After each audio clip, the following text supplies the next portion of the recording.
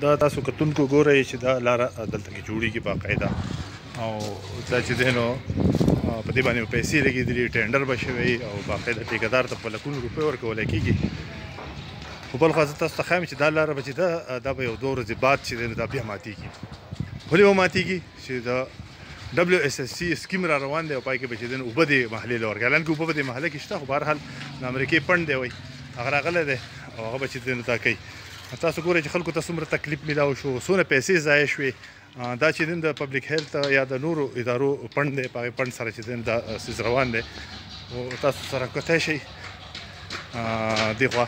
چې یو ماشین لګیا دی او دغه دې ته چې کومه دا لار روانه ده دا باقاعده ماتوي او په هغې کې غټ ماشین یې پسې راوستی دی او هغه دا ډزه یې جوړه کړې ده چې غرونه ماتوي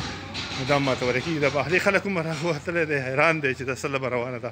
څه ډرامه روانه ده په دې ملک کې پیسې چې دلته څونه ضایع کېږي په دې تاسو کتی شئ خلک راغونډ شوی دی او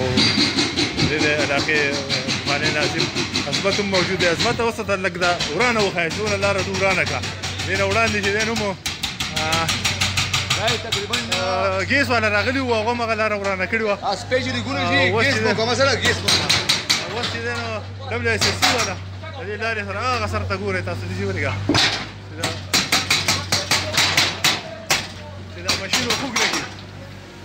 دا هم غټ ماشین یې پسې راوستلی دی او دا بهرني خلکو ته څومره تکلیف تاسو ګورئ دا ګورئ دا هغه سره پورې ماته کړې ده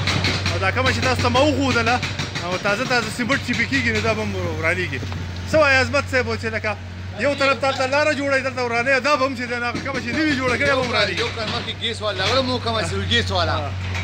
چې راغلي دا لارې وکتله نو یو کال وشو دا بېزې کړله او دا نو یوازې غریبي دا ټولې کړلې ده او هغې هېڅ عمل درآمد ونه شو هغه جوړه نه شوه ولې چې حکومت یې ادارې چې دي نه اخلي دي ادارې څوک کار نه کوي په دې شکل لګوي فقط د ګیس پیسې چې دا مودې دي او بیا د جوړولو هم وځي او د ورانولو هم وځي پراپر قانون دی کوم د اسکیویشن وکړي که نه کوم د اسکیویشن وکړي هغه اسکیویشن چې دی د هغه اسکیویشن هم پیسې ورکوي بیا د هغې بیا پاسه باجري پیسې هم ورکوي نو د دې د باجري پیسې چې دی که نه ګیس والا کرپټ شنوکو وایي کوالټي تپوس خالي ناپوسان دی او الټه ګیس هم نشته په ثابته ماده کې واقعي خبر ده واحد یو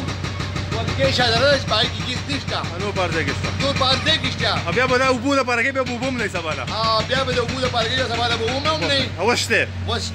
نو دا کتونکو دا یاد ساتئ چې بیا به موږ تاسو ته ښیو چې کوم دا ځای ورانوي لګیا دي او بیا به چې راتلونکي وخت کې به چې دی اوبه هم دلته کې بیا به نه وي